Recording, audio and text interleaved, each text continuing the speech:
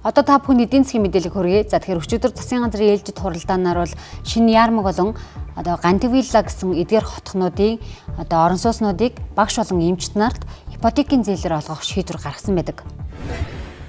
Гантивилла гэдэг зайсанд одоо барилга байдаг. Энэ дээр одоо энэ асуудлыг бол одоо хөгжлийн банк дээр ээжээж холбогдох байгууллагуудад дахин үнэлгээ хийлгэсэн.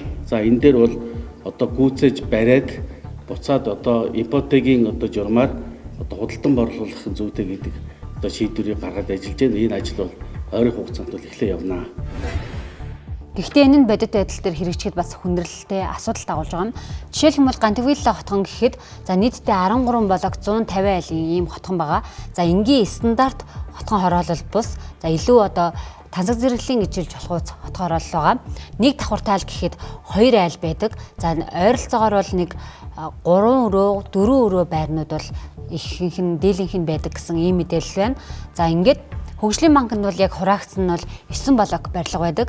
За ингээд 3 өрөө метр квадратын дундаж метр квадрат нь л гэхэд 112 метр квадрат талбайтай юм байна. 2 жилийн өмнө гэхэд метр квадрат талбайн дундаж үнэ нь 6.2 сая төгрөгийн үнэтэй байсан Гантивилла хотхныг бол яг ипотекийн зээлээр багш эмч нарт олгох боломжгүй гэж хэлж болно. 2 өрөө байр байд юм уу? Байхгүй шүү дээ.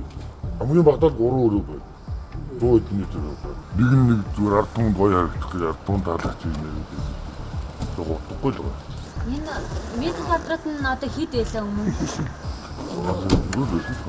Хэд ээ? 600 байж бол тэгэл борлуулалт зогссон шүү дээ.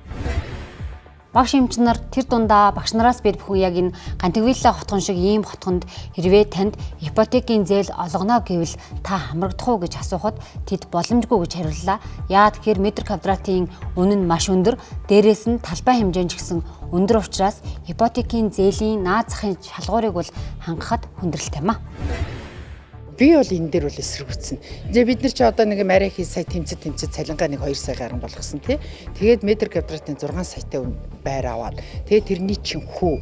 Тэгээд тэр 15 жилээс 20 жил тэгэхээр чинь ч одоо бүр явж өгнө шүү дээ. Тэгэхээр энэ бол яагаад багш нарын хувьд бол хамрагдахад хүндэлт аль болох баг байх тусмаа л багш нар маань энд бол хамрагдахад бол бүрэн болцоотой ард талынхаа нөхцлөө сайхан бүрдүүлээд авах юм бол ажлаа тайван хийн гэдэг дээр л бас бид нар бас нэг шугамн дээр л зогсоод байгаа байхгүй. Тэгэхээр бол багш нар залуу багш нарын хувьд бол урьдчилгааг нэг 10%-аар нэг метр квадратын нэг 45-аас дээш ч юм уу тий. Тэгээд энийгээ ингээд урьдчилаад өгөөд яах юм бол за тэгээд нэг метр одоо байрны үнэ өссөн байгаа метр квадратын үнийн нэг 2 сая дотроо багтаагаад ч юм ингээд өгвөл бас болох болов гэж бодоод байгаа шүү. Багш хийж байгаа ер нь залуу болон дунд үеийнхэнд бол доотлол нь нэг 40-өөс 60 метр квадрат 80 метр квадрат ч юм уу нэг 2 өрөө байр байхад ихний ээлжинд бол болно шүү. Тэгэхээр тэр хэрэгцээгээ хангахын тулд багш нарт урьдчилгаа бүрдүүлэх ямар ч боломж одоогийн байдлаар бол байхгүй. Тэгэхээр төр засгаас бол тэрийг нь ядаж урьдчилгааг нь хөнгөлөөд өгөх юм уу,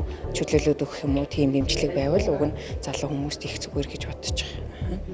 Одоо тухайн байр нь жишээлбэл дээд үнэ нь одоо хэдэн төгрөгийн үнэтэй байр байвал за яг нэг 100 саяас 200 саяын хооронд байр байж бас болно шүү дээ. Энэ мэтчлэн засгийн газар бас альва одоо төсөл хөтөлбөр хэрэгжүүлэх, альва шийдвэр гаргахдаа бодит амьдралтай уялдуулж судалгаагаа нарийн хийж за шийдвэр гаргах нь зүйтэй гэдгийг эндээс харж байна.